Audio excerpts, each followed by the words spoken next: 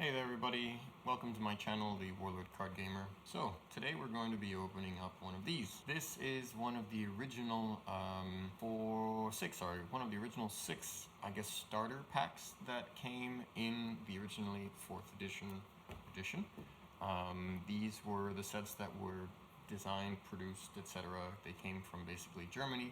I believe they were actually printed in Brussels, or Belgium rather. But yeah, so these are from the 4th edition set. Again, this was from actually the base set, so I believe this comes with this character, which is the Elves, and this guy, which is from the Nothrog. You can see that up there. Elven faction, Nothrog faction. And so they were sold in 6 different little boxes like this, which they called APS. And the thing with this is that originally, Warlord was like Magic the Gathering, where we came in with booster packs like this. These are 11 card packs, 1 rare in each pack. But when they restarted it, they decided to go with a more, I think it's called an LCG. There we go. That's what it is, LCG. Sorry about that. So they wanted to go with what I guess the strategy of what basically it's a limited collection game or something, where instead of one of these where you get 1 rare, 3 uncommons, and 7 commons, which are random, you get one of these packs and you know exactly what you're getting. The problem is that that information has been lost to time right now, or at least for the most part, and so most of us do not remember or have any idea what came in these packets anymore, other than maybe the Warlords again. I really like her. She's really good, and he's really powerful. We'll get to that. And so we're going to open these up and try to make that as quick as possible, because we got a lot to do. And yeah, so these are really hard to get now. They weren't printed that much, and Warlord isn't exactly a hugely mainstream card game, so they're pretty hard to get. They were originally MSRP for $32, which meant $16 a pack, which is not bad, because again, you're getting a lot of rares. So the logic here was that you would get, if you bought all 6 of them, you were guaranteed 1 rare of each rare, 2 uncommons of each uncommon, and 3 commons of each common that were printed in the set. And so obviously if you needed to get more than 1 of the same rare, you would either have to buy multiple of these boxes or trade for them, obviously, like the old way. And the good thing about these is that they were individually wrapped, which means that you could actually buy one of these, or you could have bought one of these to keep one deck and then sell off the second deck, which I know lots of people did. And so there we go. We get a rules book from 4th edition. Diablo the Kindled. His deck was really powerful. Yeah, there we go. So Krenther and the Lady of Pain. Alright, we will go ahead and open these up individually. So we'll start with the Lady of Pain. 2 strikes, level 5, rogue, great skill, 3 hit points, 16 AC, which is pretty good. Undead Bard, Elf Warlord, amazing art. Order, discard a card until end of turn. Opposing characters within 1 rank of the lady suffer -2 attack, AC, and skill. Order once per turn, target a character with negative attack or skill. The target suffers 1 wound. Great way to auto-kill things. Anything with a 1 or 0 can automatically be targeted by that. And this is not once per turn, so you can do this 5 cards in your hand. That would be -10. Alright, unfortunately it's not very quick. Alright, where's this wrapper thingy?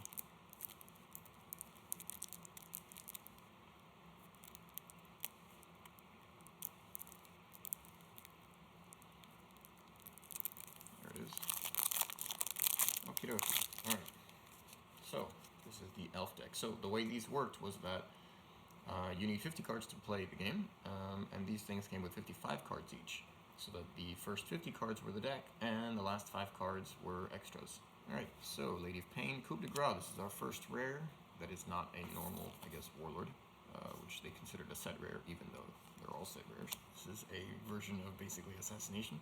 Perform a melee strike that may only target a spent character. In strike, inflict an additional wound, and a die rolls a critical success. So yeah, the old version, Assassination, used to be just a react off of a melee strike roll targeting a spent character. This is just a spend order, so basically guaranteed 2 wounds. Zaina's Treachery. React before target character makes a melee strike roll targeting this rogue. This rogue may equip any number of items from your hand for a melee strike against the target. So basically just a great way to do a preemptive melee strike. Misear Diplomacy. After, and that was a rare by the way, so there we go, that's 2 rares.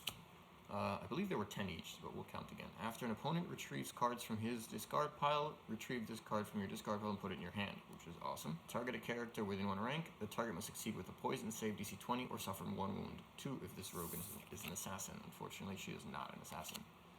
There you go, it's 2 rares. Leap of the Clouds, move forward or back of 1 rank. After this rogue is targeted with a melee or range strike, this rogue gains +4 AC for the duration of the strike. So you have 2 options there, you don't do both. That was the same thing with this other one. You choose one of those 2 options. Backstab, before this rogue makes a strike roll, if the target of the strike is spent, then this rogue gains +5 to the strike, and the strike inflicts an additional wound. So 2 of those are very powerful. Fight another day. After this rogue is targeted with a melee strike, if moving backward 1 rank will not create an illegal rank, cancel the strike and move backward 1 rank. Great way to protect yourself. Steady aim. Target an item within 2 ranks. This rogue must succeed with a dexterity check, 8 plus the item's level, to destroy the item. If the check fails, the character with the item equipped may perform a melee strike targeting this rogue. It's actually pretty low, so even if you have a level 10 item, which is rare and very hard, DC 18 would mean that she would need a 9 or better. So generally a pretty good chance of discarding the opponent's item. Alert. This is a great card. After this rogue is targeted with a strike, the rogue must succeed with a perception check of DC 20 to ready. Swift, move forward, backward 1 rank. Jevae is another rare. Elf Necromancer, level 3, 1 hit point, spend a react. After enters play, target opposing first rank. Each character in that rank must succeed with a magic save DC 9 or suffer 1 wound. Unfortunately, that is obviously very low. But, well, in conjunction with her, you know, that's good because you can discard a card, and then she's got an 11. Again, still pretty low, but starting characters usually don't have a whole lot of skill, which means that if you do that as a first action, you could kill 2 or 3 starting characters if you're really lucky, and that would just devastate opponents' ranks. Another rare. Kaimir is a rogue and wizard. Enters play as if she were level 4. Spend order, perform 2 + 5 range strikes. This action is a spell. Again, that's awesome because if your opponent is planar or astral or ethereal, basically that ignores that. 14 AC, 2 hit points. Kilis of Flesh, Elf, Necromancer, Monster Unique, may remain spent. This is another rare. Spend a react after an elf dies during the decree phase. Return the elf to place spent in the same location. It permanently gains the undead trait +3 attack +1 HP. Kill the elf if Kilis of Flesh ready, stuns, or leaves play. So, not bad. Once per turn, after Alexander performs a range strike that killed the target, ready Allandra. Spend order, perform a +4 range strike. So, possibility of getting 2 strikes there. Unfortunately, she is very weak, 12 AC and only 1 hit point, and she's a 3rd rank character, which means you've got to move her forward 1 rank, so you've got to wait a turn before you can use her spend order, unless you have something that you can attach to her. Maxt Stormcrow, order once per turn, perform a +0 range strike, and spend order, perform a +5 range strike. So see, that's the opposite. You could move him forward and automatically do not automatically, but on the next order, perform a +0 range strike, and then the next turn you can do the second one and that one, so he actually does 2 strikes. Level 2, this guy is classic. Artheon, he was amazing from the first set, I believe. Perform a +5 range strike. His only downside is that he is weak, so if your opponent has range strikes, he will be a quick target. Shadith Glyn, Scout, Marksmanship +5, so DC 20, and you get to it either target 1 rank extra, add 5, or 1 rank further away, add 5 to your range strike roll, or the strike does 2 wounds if it hits. Order once per turn, spend a character in this rank for a +3 range strike, so you can spend another character or himself. Obviously, it's once per turn, so you don't really get a bonus by spending someone else, unless you want to move him forward for some reason. Corinth's Refuse, Undead, level 2. Whenever you would draw a card from the top of your deck, you may instead return Corinth's Refuse from your discard pile to your hand. That's cool, because that means you have guaranteed characters in your hand. Before he dies, target character suffers another 2 skill until end of turn. Amatria Tansiq, she's also a very important classic level 1 character. Before target opposing character kills Amatria with a strike or action, the target must succeed with a poison check, DC 12, or suffer a wound. So basically, even if you don't get to attack at the beginning of the game, if she gets killed and you have 3 of them, your opponent's got to make these DC 12s or they suffer wounds. So a good way to keep the ranks even, or the scores even rather, between two 2 players. Yanthorine gains +1 level for casting spells.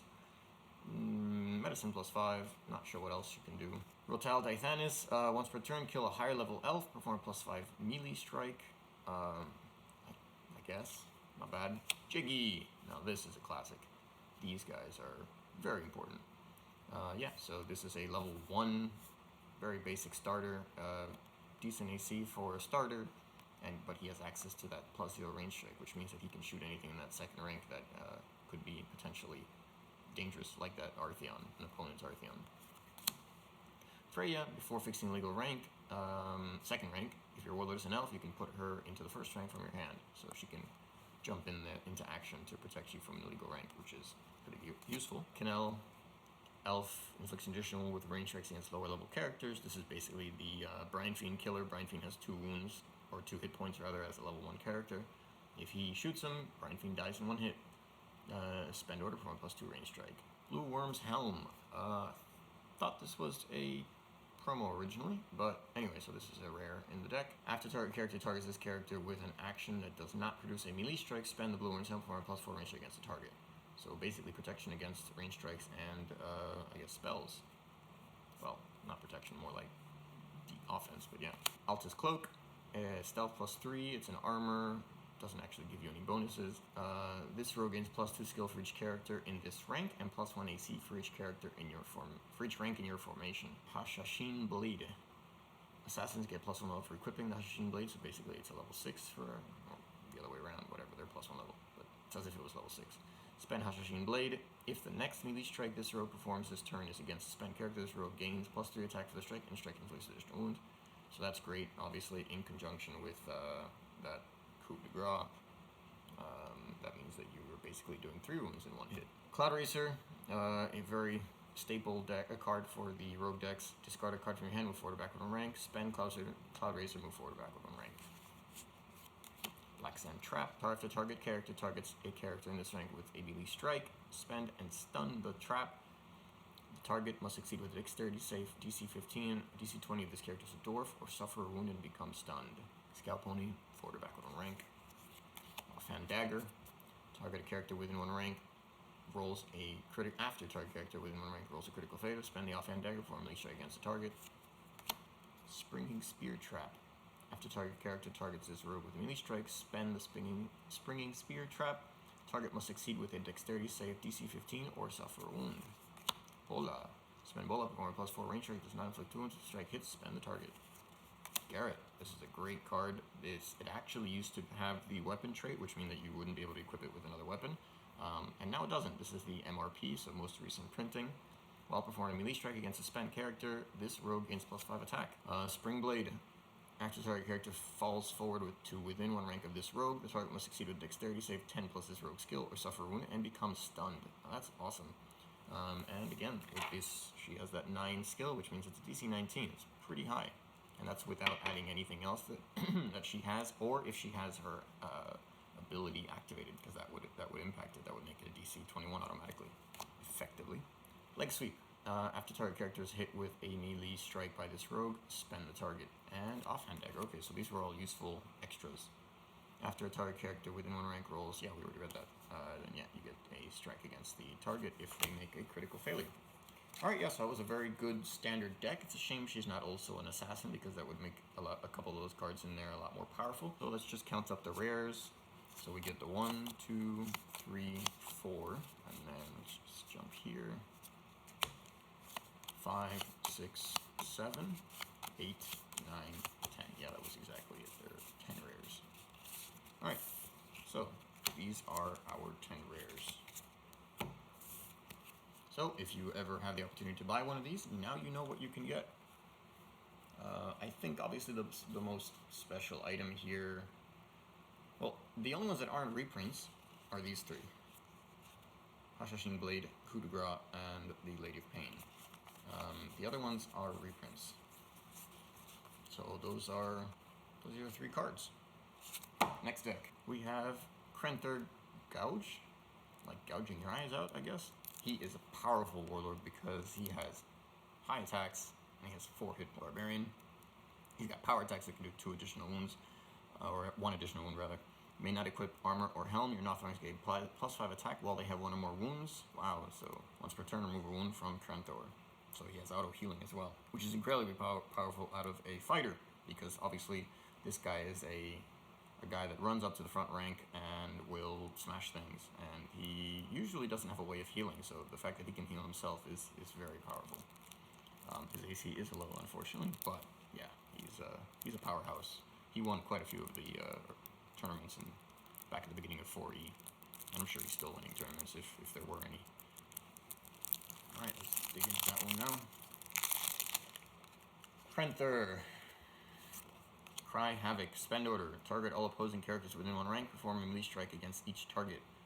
So he's only got two strikes, so as long as they have 3 or more, even with 2, then you get to do 2 + 9. So as long as they have 3 or more, then it's really worth using this, because then you get 3 + 9 strikes, because you use the first one. Bear Soul. This is awesome. This is perform melee strike. You may shuffle Bear Soul back into your deck, so this is unlimited. Basically unlimited melee strikes, so you just keep getting to shuffle it back in, and it's in order. Great Cleave, automatic wound. After target character is targeted with a melee strike by this fighter, the target suffers 1 wound, so great card as well. Bloodthirsty. After this fighter performs a melee strike that killed an opposing character, the fighter performs a melee strike with an attack equal to the previous strike. So a great way to do more strikes. Bull Rush, he is a barbarian, which means this is great. Move this fighter forward 1 rank. If this fighter moves into your front rank and he is not stunned, he may perform an attack without spending. Barbarians gain +3 attack for the duration of this strike. So if you're in the 2nd rank, and you have this card in hand, you use it, spend forward, and start attacking with a +3. Close ranks. Before a character you control in any rank in front of this fighter's rank is killed, move this fighter forward 1 rank, so it's a react. This is cool, obviously, to make sure you don't have illegal ranks. I have your back, so this is great to deflect, basically, after another character in this rank is targeted with a strike. The strike is redirected to this fighter, if possible. Outmatched, also a great card. After target opposing character enters play in the front rank or moves into the front rank, if this character is in the front rank, perform melee strike against the target. Great card. Crush, also a great card. Before this fighter makes a melee strike roll, gain +5 attack for this strike. If the strike hits, immediately destroy 1 item equipped to the target before wounds are inflicted. Great way to get rid of items. Thrust. Another free strike. Discarding number of cards, perform a +0 melee strike. This character gains +5 attack for this strike for each card discarded. So you don't need to discard cards. You can just use this and you get a +0, but if you do discard, let's say 1, you get +5 attack for that strike. So it's a great way to attack something with a big AC. Okos. This is a rare. Okos may perform 1 fighter action card from your discard pile as if it were in your hand. Once per turn, move the card from the game after the action resolves. Rock. Another rare. Nothrog Barbarian. Unique wounds inflicted by rocks. Melee strikes may not be reduced. Once per turn, move forward 1 rank. That's great. Movement in a level 5 fighter is always important. He's only got 12 AC though, which is painful. Call of the Clan. Oh, wait, he had 3 hit points, right? Call of Clan Tergoth. This is a Nothrog monster, Frost Giant. Before Call makes a melee strike roll, suffers -5 attack for the strike. Strike inflicts an additional wound. So if you're hitting something with low AC and multiple wounds, or multiple hit points, this is something you want to have. That was our last rare for the characters. Hagunk. Hagunk's range strikes may target an additional rank away. Cool, but there aren't any innate range strikes, which means that it's pretty useless out of a non-wizard deck. Sixla. Once per turn, move forward 1 rank. That is awesome. Obviously, movement again, and strike +5 at the beginning of or on the first turn. Useful. Grunting. Barbarian, Nothrog, level 3, +5/+2. It's a lot of good characters. Usually Nothrogs are evil. 2 hit points. After Hunting hits with a melee strike, the strike inflicts an additional wound. Inflict 1 wound on Hunting after the strike resolves. So that's cool because you basically know that you've already hit. You don't have to do it beforehand, which is how most of them work, because it's basically just a random, it's a cost and you don't know if you're actually going to make it. That's great because, again, in conjunction with him, now you've got +5. That means that if you hit on that first strike with a +5, your second strike is going to be a +7. So that's, yeah, he's strong. Yamat, once per turn for a +2 range strike. It's a level 3, so not great, only 1 hit point. Tembwam, we love this guy. I'll cook him and you eat him. After Tembwam performs an action that moves her, the other card said a he. That's pretty funny. Performing a +2 range strike that may not receive any other bonuses or penalties to the roll. So basically, you can maneuver within the rank and do the +2, or if you maneuver forward, then basically she can now shoot into the opponent's second rank. Pretty cool. Disabling unit, Nothrog Siege, level 2. Order once per turn from a +6 range strike that may target a character within one rank and does not inflict wounds. If the strike hits, spend the target. Karian Eden. This used to be a promo, I believe. Gains +1 HP and has additional melee strike when he attacks for each player allied to you. So that's cool. This is for multiplayer. A lot of times you can play 2 versus 2 teams, basically. It's really cool, and this is obviously a perfect card for that kind of game. Otherwise, a decent level 3 character. Gunda, this is the star.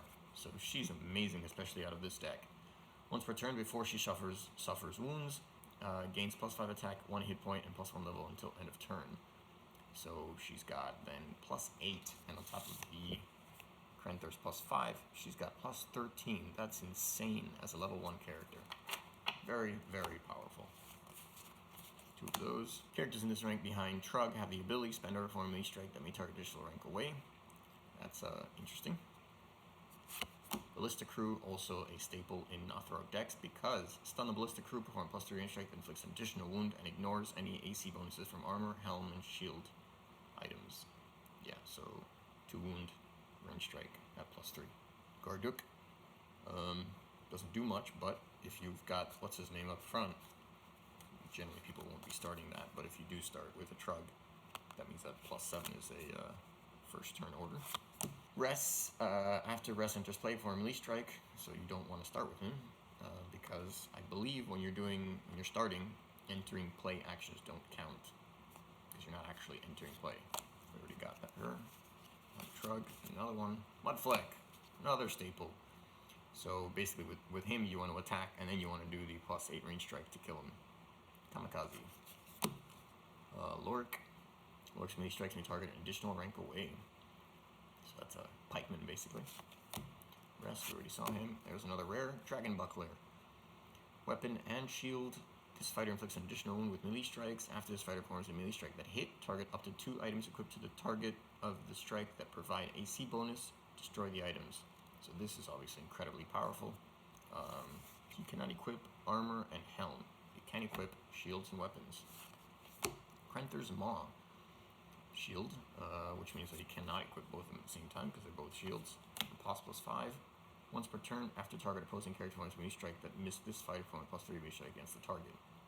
Unfortunately, with that low AC from Krenther, that means that there aren't a whole lot of opportunities where your opponent is going to miss, especially if they're a fighter. Dueling Saber. Spend Dueling Saber, target a character within a rank who performs a melee strike targeting this fighter, perform a melee strike against the target. Extra strike. Wyvern Gem, more damage. Before this fighter makes a melee strike roll, remove a charge from Wyvern Gem. The strike inflicts an additional wound. So yeah, 3 extra wounds with these. Griffin, staple. Spend Griffin to move forward 1 rank. Before this fighter falls forward, fix an illegal rank. Spend Griffin of Misear. This fighter does not spend or stun before moving. Skull of Great Umga. This was a promo, I believe, before. Helm, unique power attack +2. Nothrog gains an additional power attack +5. Yeah, so great, but Krenther cannot equip helms, so not for him. Celestial Flame. This fighter inflicts an additional wound whenever he hits with an odd melee strike roll. So basically, whatever you roll, if it's an odd, you do 2 wounds if you hit. Nothrog Psych. Weapon Shield. After target opposing character moves to within 1 rank of this fighter, spend Nothrog Psych, performing melee strike against the target. Again, extra strikes is basically, what was that? It was the Outmatched in a weapon. Same thing, but in a weapon. So you can do that every time, or once per turn rather, if you have it equipped. Black Sun Helm. This fighter gains +1 level for equipping items, and it's got 1 AC. Tro's Pawn. Power attack +3, instructor set item. There are 4 different ones. While this character has more than 1 instructor set item equipped, lower level characters you control gain power attack +2 for each instructor set item equipped to this character. Great way to give feats to your entire army. Warhorse, this is a classic. Level 4, spend Warhorse, move forward 1 rank. Order, spend Warhorse, gain +2 attack until end of turn. That is a Deverinian. It will suffice for now. Surf. Peasant. Tanning Knife.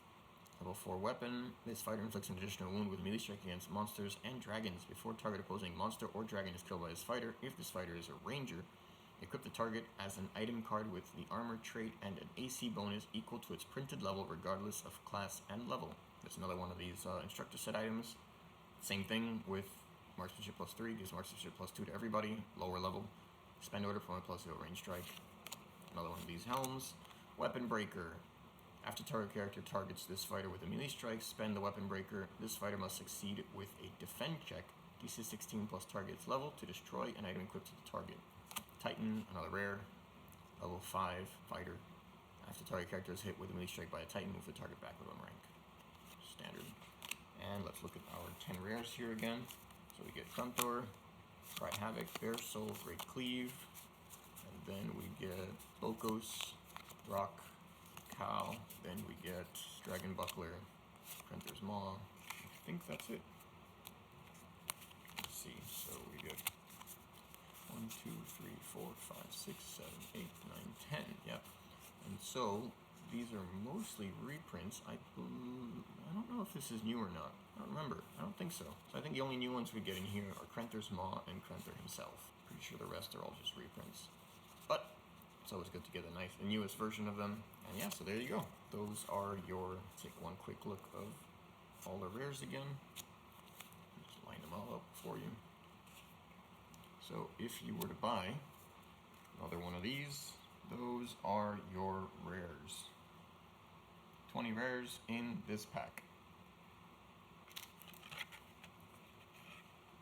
So if you see this available, now you know what you can get. Hope you enjoyed the video. Please post any comments or questions you might have. Like and subscribe if you enjoyed the video. And I'll see you next time.